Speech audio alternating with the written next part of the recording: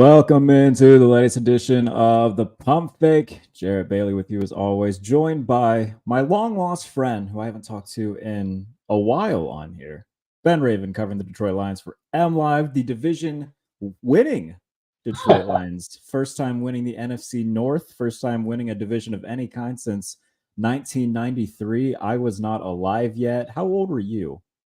I was let's see here. I was about 4.5 years old, so I was about Okay. to start kindergarten. Yep. I was an late '88 baby.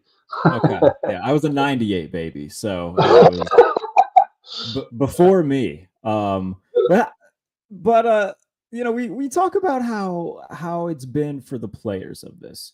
But for you, I mean, you and I have known each other for a long while now. You've covered this team, what, 7 years now? 6 years? This is year 5 right now, Okay. so 5 years. Yep. Compare this year to year 1 on the job.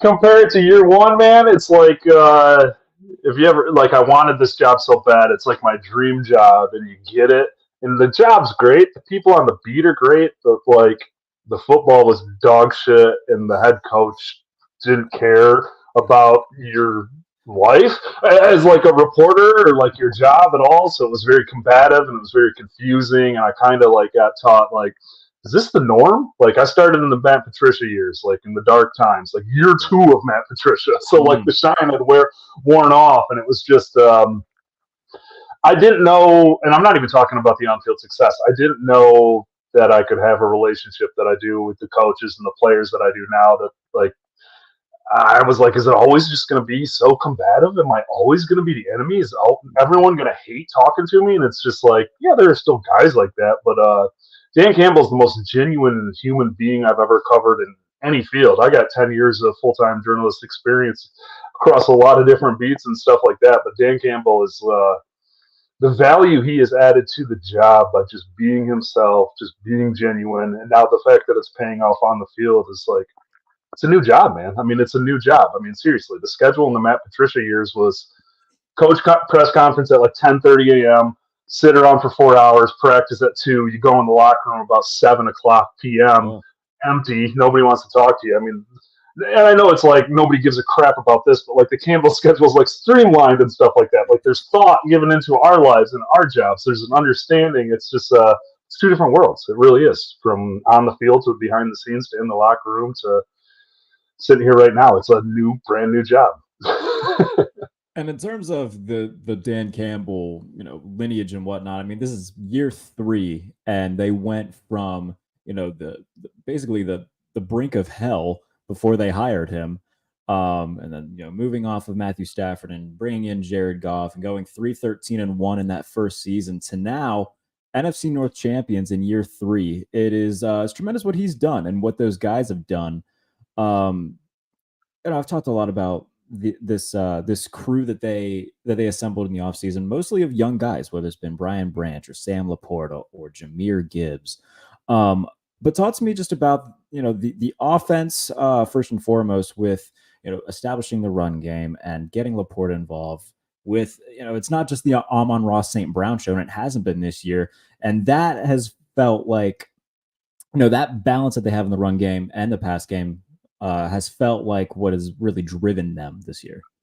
No, absolutely. You mentioned Sam Laporta. I mean, hey, Hawkinson is a heck of a tight end. He's a heck of a football player, but that contract that he got compared to the contract that Sam Laporta is playing on for the next 4 years right now, and the production they're getting out of him, I mean, that's just one of several Brad Holmes masterclasses. I mean, seriously. I mean, yeah, the Rams won the Super Bowl with Stafford. They're the winners of that trade, but that helped set the foundation for this thing. Brad Holmes and Dan Campbell believed that Jared Goff could be their guy, could be this team's guy. They believed in that. They bought into that. They built it the right way. I mean, the offensive line is the cornerstone. I mean, you saw the success that DeAndre Swift had in spurts. You saw the success that Jamal Williams had.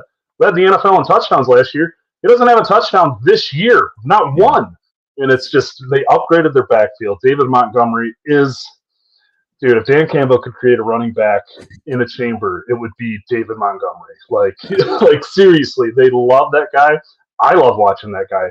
And I Like remember when they first signed him and let Williams walk, everybody's like, "What the hell are they doing? Like letting Jamal Williams walk to New Orleans and bringing David Montgomery from the rival Bears? He has been a godsend and a touchdown machine." Yeah, absolutely. I mean, it was the elusiveness. It was the ability after first contact. Jamal Williams was so important for this team last year, their stretch they made last year, but he had a breakout season from inside the 2-yard line. That's going to happen behind an offensive line like that. I think Jamal Williams is a really good back. I still think he's underrated when healthy, when getting the rock, but like it didn't take too long to realize why they made that move when you started looking into it. And then the first game happens and you're like, oh my God, like this is workhorse from anywhere on the field, Jamal Williams. And then they go out and they add Jahmyr Gibbs. They basically restart the Swift rookie contract with a guy they felt was more explosive, more durable, more reliable, and a better fit for their locker room. And they hit all 4 points on that. And I know that there was a lot of people talking about Jahmyr Gibbs' usage in like the first portion of the year. And then Montgomery goes down with injury. And then Gibbs has that breakout game at home against Vegas, coming off a loss where he runs for like 1 billion yards and a bunch of touchdowns and everything. And it just seems like they are so much deeper at the skill positions than anybody originally thought coming in. But defensively, that unit has just impressed so much compared to last year where they were at the bottom of the league in so many different categories. I talked about him earlier. Brian Branch has been fantastic. All of the additions that they made in the secondary, a few of them got hurt. Like we saw Gardner Johnson dealing with injury that he sustained earlier in the year. Manuel Mosley, the same thing. But they've had so many guys, especially in the front seven, step up where they've helped carry that load of those missing guys. Yeah, no, that's been an interesting conversation around these parts because I don't know if it's leaked into the national conversation or even on your radar, but like there's a large section of Lions fans that like complain about Aaron Glenn, that like fire AG, and it's like, are you bleeping mad? Like the personnel he has this year, this is like the same defense they had last year because the two big holes they tried to fill, like you said, Mosley tears his other ACL 2 snaps into his tenure in Detroit. CD Deuce, CJ Gardner-Johnson goes down in game 2. Sounds like he's going to be back. I don't think it'll be this weekend. I think it'll be next weekend. But those were the two biggest holes in that defense, and those guys have been gone. The fact that Aaron Glenn has found pieces, people harp on him for not making adjustments or anything. Ifeatu Melifonwu has been reinserted into the starting lineup for 3 weeks now. They switched him from safety to cornerback. He's the NFC Defensive Player of the Week in start 3 at safety. He's got 2 sacks last week. He gets the game-clinching interception on a read on Justin Jefferson in the red zone that clinches their first frickin' division title in 30 years. He had a sack the week before. It's just they found pieces. They trusted their guys because they always said with Melifonwu, it's just durability. We get him on his feet. We get him moving forward. That's going to be a guy. And that's what you're seeing right now. And then, I mean, people are down on Aiden Hutchinson's sack numbers, but it's like I think he's 3rd or 4th in the league in pressures. I mean, he didn't have a tackle or a sack last week, but he had 7 pressures and 4 quarterback hits, including the pressure that kind of forced Mullins up into the pocket to throw one of those interceptions in the 4th quarter. So it's like the pieces that they brought in here and the pieces that are standing on 2 feet and proving to be durable and getting chances are improving. They're getting better. I mean, Hutchinson's a stud. Aleem McNeil, before he sprained his knee, was playing like one of the 5 best interior defenders in the game. That's a year 3 guy. Those are guys that have been drafted by this regime and coaching staff and developed, and they're starting the show. And if any Lions fans that tweeted a fire AG thing, I'm speaking to you, man. This guy's a good coach. These players believe in him. He is making adjustments. It's just the personnel on defense has not caught up to where the personnel is offense is at just because of some of the injuries. The 2 spots they tried to fill were immediately gone, and you're looking at the same secondary it was last year for the most part.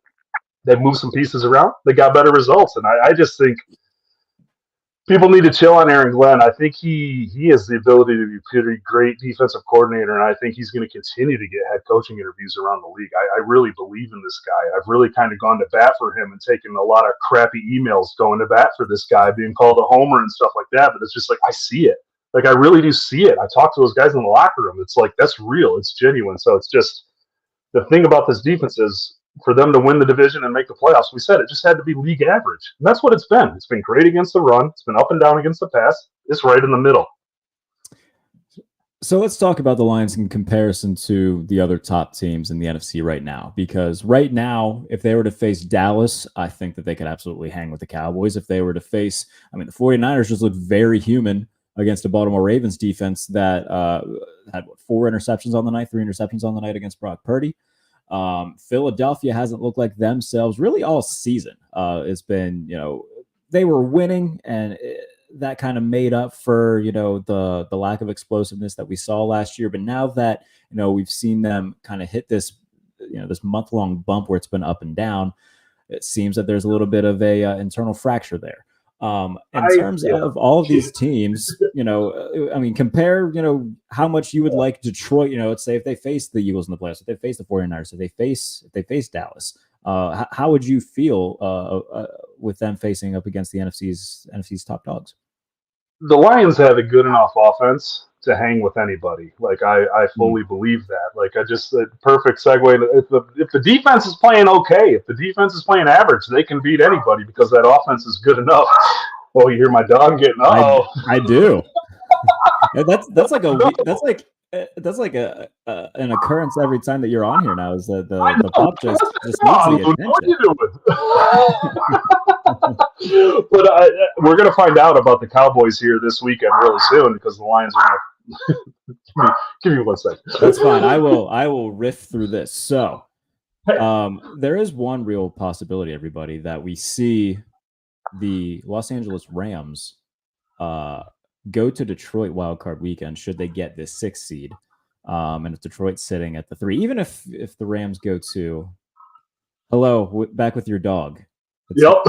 Ben Raven has returned. Ben Raven has returned with his dog. So I was touching on the possibility that Matthew Stafford has a homecoming to Detroit in the wild card round because that is looking very possible right now. And the Rams, I mean, right now, the Rams and the Bills, the 2 hottest teams in each respective conference. I don't think anybody's lining up to play the Rams right now. No, and I agree with that. I want the Rams for purely selfish content reasons. I want all of that. I want the Goff McVay stuff. I want Stafford's first playoff game at Ford Field to be wearing a different uniform. I don't think people understand how much that's going to break and not conflict. They're going to be rooting for the Lions all the way, but when the Rams made that run to the Super Bowl the other year, there was this weird group of section that the Detroit Rams, they really own that. Stafford really is a polarizing figure around these parts, and I think that would be a fascinating week. But I'll just say this: the Lions, compared to the Eagles, the 49ers, and the Cowboys, they're still clearly in that second tier below those teams because of their holes in the defensive backfield. I know I just praised a lot of those pieces, but the Lions have some serious depth issues at cornerback, and it's really concerning. And Justin Jefferson kept the Vikings in that game until the final minute.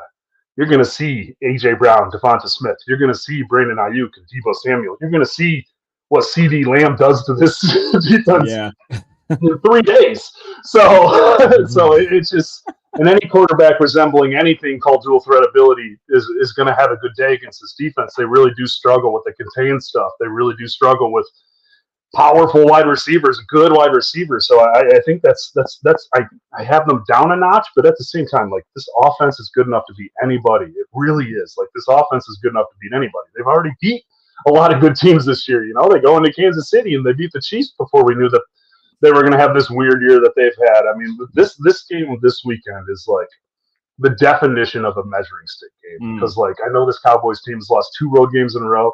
They haven't freaking lost at home since the season opener last year. That's a real environment.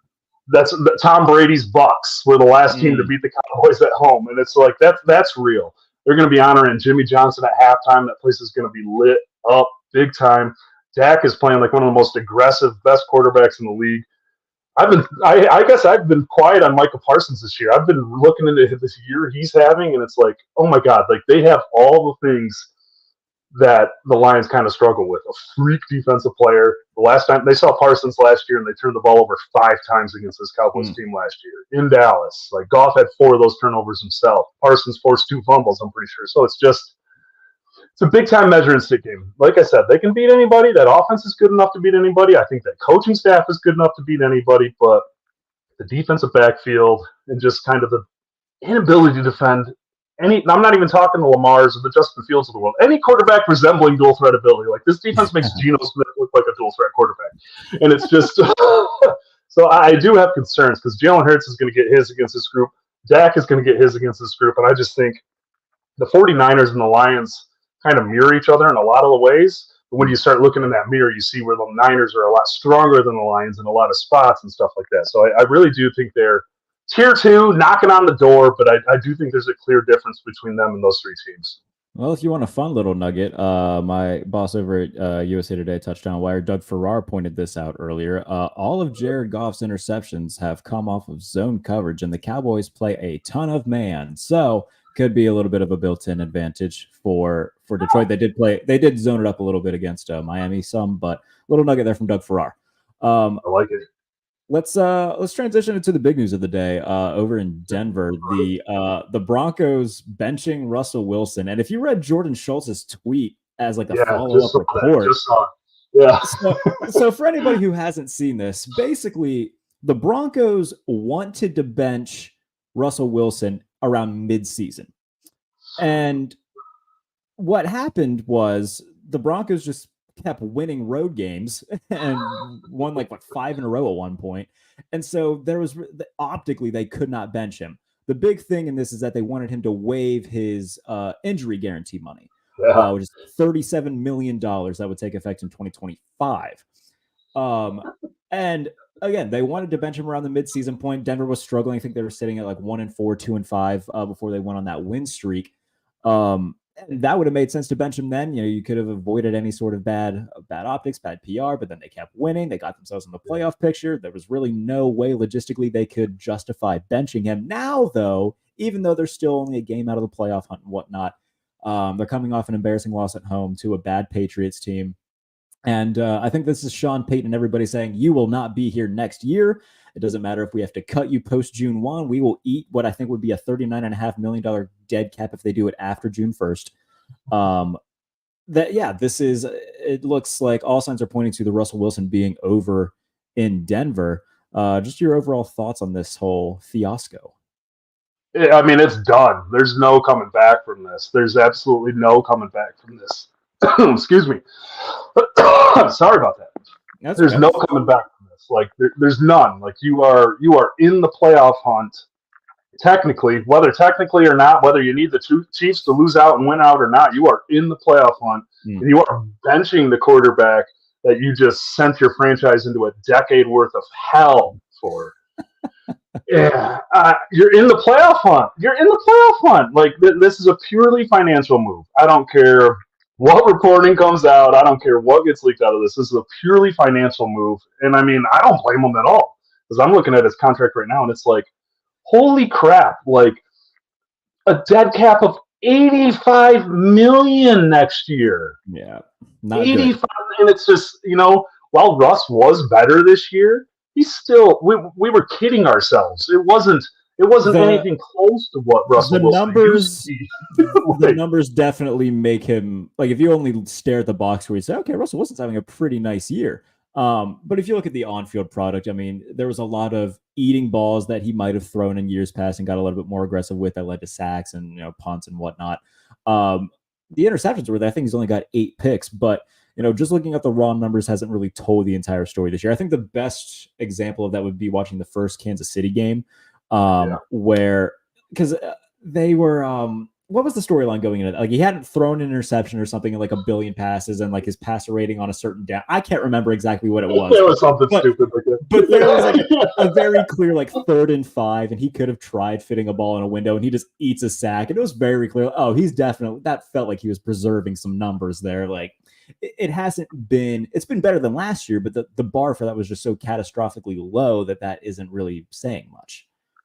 Yeah. No. I mean, there's no bringing him back after this. There's no turning back. There's no talking your way back into this. And it's just, what's the market for Russell Wilson? What? I don't I mean, he has some flashes this season, but he's not the same guy. He's not a franchise guy that you're mortgaging your future for. That happened 2 years ago. That's so crazy to me. I kind of have, I think it's probably because I cover Dan Campbell that I do have an overarching belief in Sean Payton getting that crap together over there. So I am a little, I don't know, man. I don't know. I think that's him saying, like, there's no way we can win with this right now. Like, this is going to, like, it already is like an anchor on their franchise and roster management. It's like, let's just cut the tie now. This is my first year. Year two, figure it out. I mean, I know they have like no freaking draft capital because of that. And it's a mess, man. Too. Because I mean, Jarrett Stidham, what the hell? How is that? You can't just come out and say it's financial. I know Sean Payton hinted at that, like, yeah, there's some of that financial stuff in there too. That's just no, man. This is a financial decision. Own your bullshit. Very similar to what the Raiders did last year. Oddly enough, benching Derek Carr for Jarrett Stidham as well, where it was basically saying, okay, we can't risk you getting hurt, so we're just gonna, we're gonna put you on the bench, and you can go home if you'd like, but we're gonna play Jarrett Stidham, and that's what it is. It is a very now. The Broncos are in a space where, I mean, they got that Walmart money, so and their owners don't mind spending as they've proven, really. But he signed an extension upon being traded there. It was like a 5-year, $200-some million extension. And he's not going to play a down on it, which is crazy. But hey, that's what happens, I guess. And I mean, we saw 2 of maybe the worst trades in NFL history happen in the same week, with the Deshaun Watson trade and the Russell Wilson trade. That's crazy. Absolutely crazy. Yeah.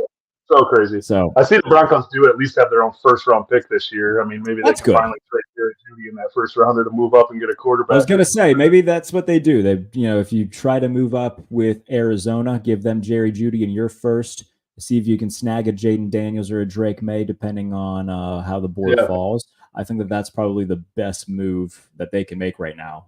Is trying to, especially if Arizona's content with Kyler Murray. I don't know if they are. I mean, the head coach and GM did not draft Kyler Murray. Maybe they decided that they want their own guy. But if they do decide that Kyler Murray is the quarterback for 2024, Arizona is the team I'm circling in terms of, okay, if I give them a weapon, if I give them some draft capital, let's try to move up to 3 or 2 or 4, whatever the hell it's going to be when the season's done, and try to get a quarterback. Because, like, I saw somebody say, what about Kirk Cousins? I don't know if they're going to have the money for that because of all this, the Russell Wilson contract and how it's going to affect their cap space. So it feels like they're going to try to build for the future and start anew. And, getting a quarterback on a rookie contract who can play, that's the best way you can do it.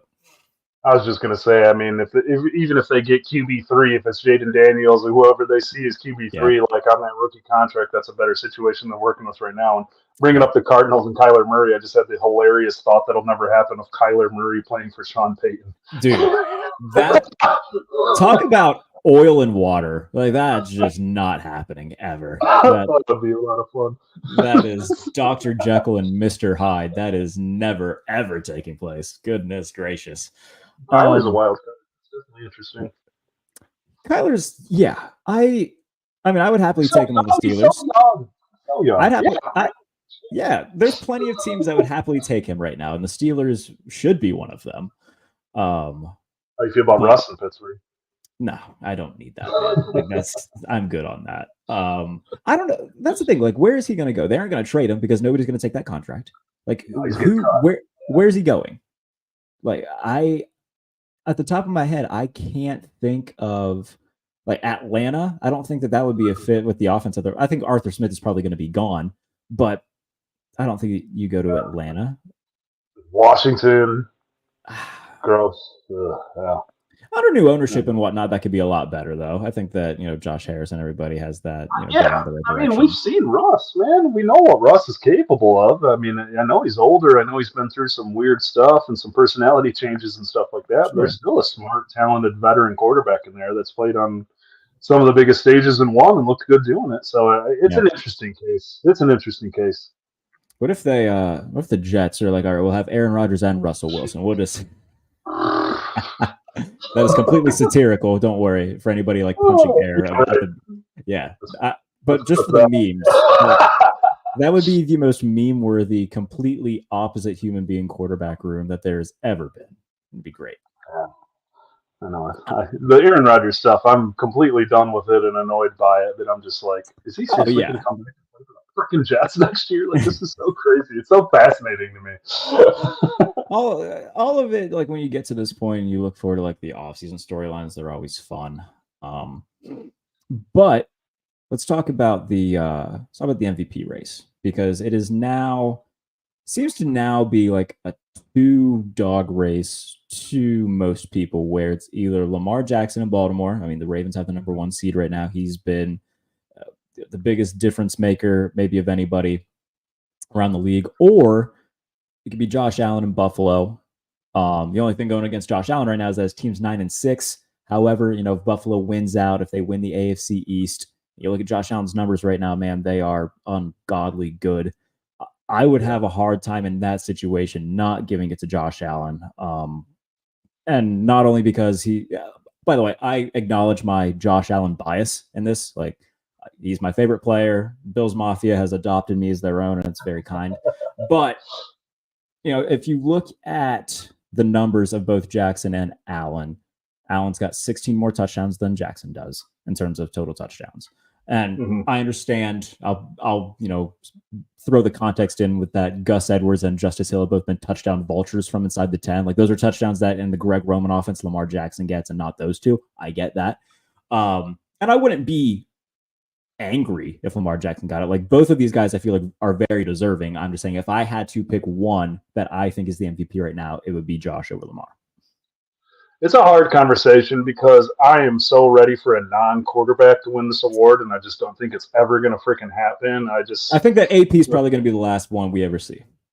Yeah, I think so too, because it's like the Christian McCaffrey talk just feels like a consolation discussion, because it's like everybody knows it's going to go to one of the quarterbacks. Right. I mean, it feels like it's going to be Lamar, Josh, or Tua, to be completely honest with you. Those are the three that come to mind. You're throwing Tua in there too then? I will throw Tua into the conversation just because I felt so strongly about Tyreek Hill belonging in the conversation about 4 weeks ago, and I just think that Tua, dude, he's really won me over. Like, I was very iffy and on the fence about Tua. I wasn't as hardcore about it as some people, but I'm just like, he had a couple throws. You got to see him live last year. Yeah, in a shootout that was just unbelievably crazy, and I just think the things that he is doing in that offense are legit. I lean Lamar. I do lean Lamar for the MVP because I think the stats are obviously a lot different. But like you said, freaking Gus Edwards, man, that's that's unbelievable what him and Hill and some of those other backs have been able to do.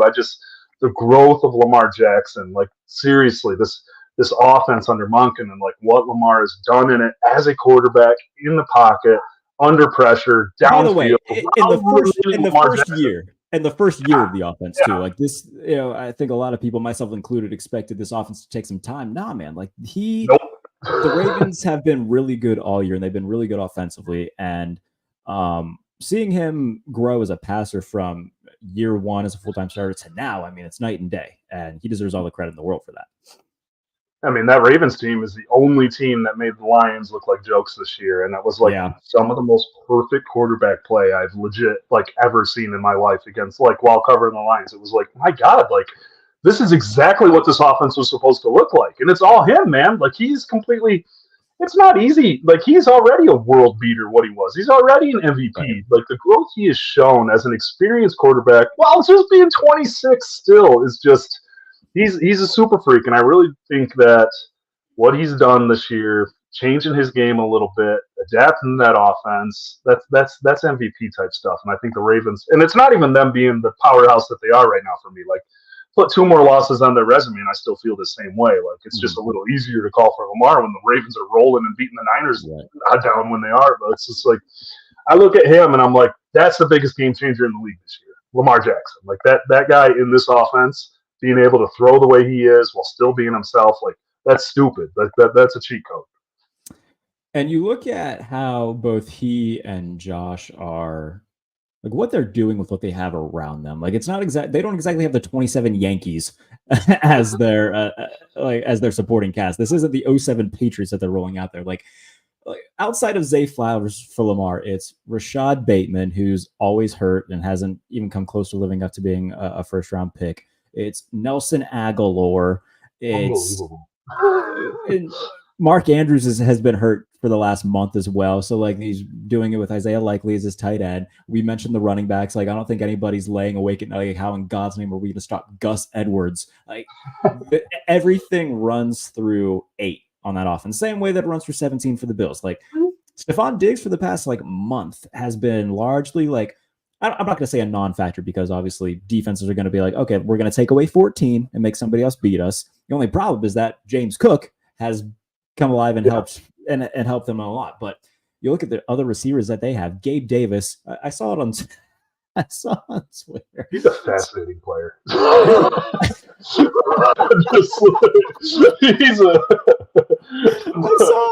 saw on Twitter somebody referred to Gabe Davis as a period because he only shows up once a month, and I laughed really hard. I didn't say it. I'm just saying what somebody else said because it was really funny. But yeah, I think that's the best. He's a fascinating player. I mean, seriously though, 105 yards, blank, 130 yards. Like what? Like he's literally boomer bust. Like he's unbelievable. Like he is. Owning Gabe Davis in fantasy is like it's a nightmare. Like this dude could go off for 35 points, like, or he could get shut out. Like it's just crazy. Well, George Pickens in him.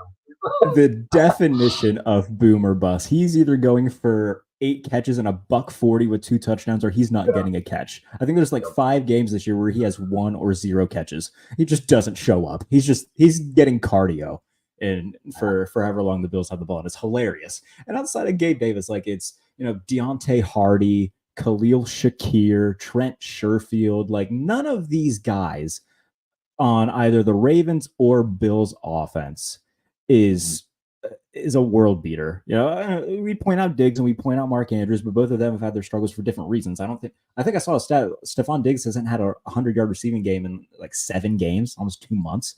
So he started off really hot, and then he's cooled off ever since. But the ability for Josh to, I don't know, I keep making my case for Josh Allen, but changing offensive coordinators in the middle of the year and going to Joe Brady, I think, was an absolute godsend for the Bills because of what he's done schematically and utilizing the middle of the field and just getting creative with his play calls. That has definitely helped them out in a big way. Embracing the run game more has certainly helped them out. Against Dallas, Allen only threw the ball 15 times and had 7 completions because they ran for 200-some yards against Dallas. So both of these guys have obviously that dual threat in them and are 2 of the best quarterbacks in the NFL. I would not be against either of them winning. If I had to pick one, I would pick Josh Allen, but in no way, shape, or form would I, be shaking my fist if they give it to Lamar Jackson because both of them have been great. And a Bills-Ravens AFC Championship game, sign me up. I'm in. No, for sure.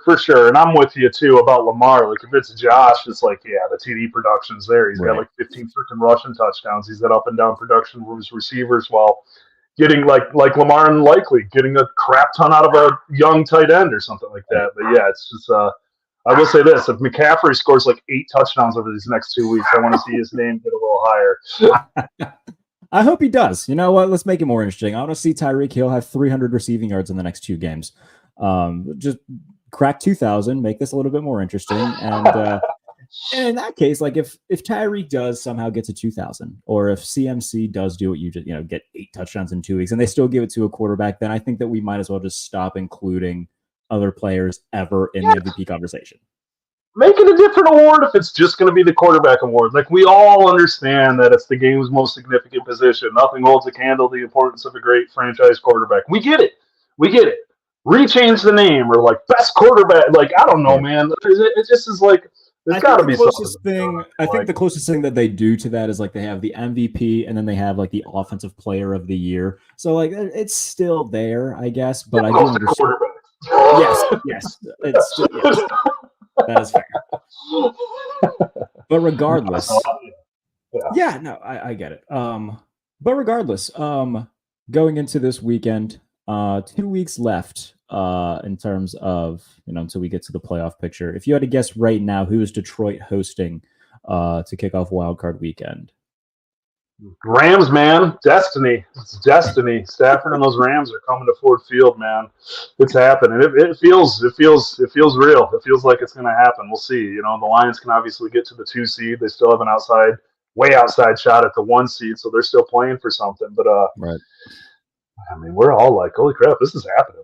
Like, we're all on the Lions beat. Like, this is happening. Like, it's gonna be the Rams. Like, it's gonna be the freaking Rams, man. Are you kidding me? Like, that's fascinating if it does happen too, just because like obviously Cup and Nakua are great. That offense has been in sync all year. Stafford's playing like a top 5 quarterback right now. I would be seated for it. I think that would be the game of the weekend.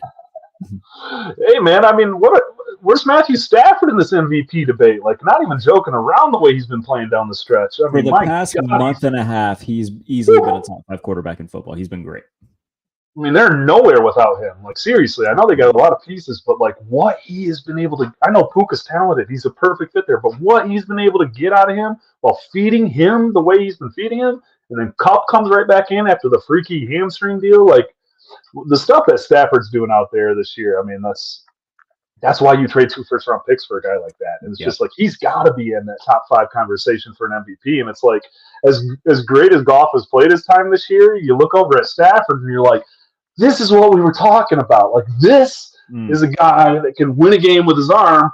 This is a guy that you have to perfectly build an offense around, who can play and do great moments and stuff like that, but he's not. Dude, there was this throw from Stafford a couple weeks ago. That lobber, when he had like pressure instantly in the face and just like he's just, the way he's playing right now, it would be really fun to see full-on, healthy, gunslinger Matthew Stafford come into Ford Field wearing a different uniform in a freaking playoff game.